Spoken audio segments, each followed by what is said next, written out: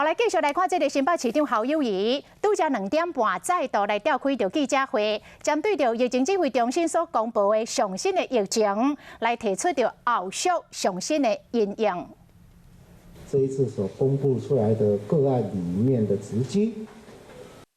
遍及到新北市几乎大部分的所有的各区域里面。虽然这几天一公布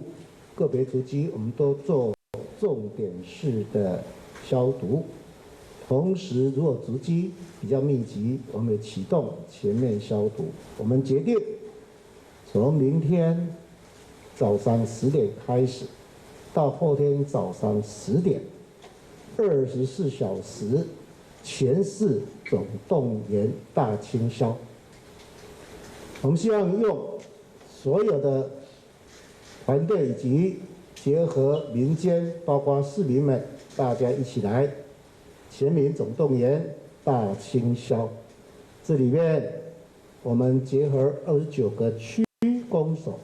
加上环保局的清洁队，以及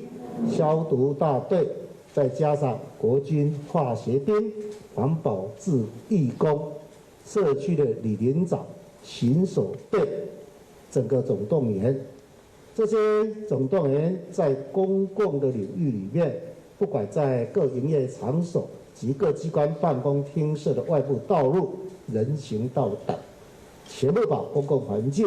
大清消。好，来今仔日宣布确诊的病例所去过的所在，包括新北市的每一个区域。新北市长侯友宜来宣布，为明仔早起10点开始，要来进行到24小时全新北市总动员大消毒。要来动员到29个区公所，甲其他相关的单位，要甲这个大街路、人行道，甲这个公共区域来做一个大消毒。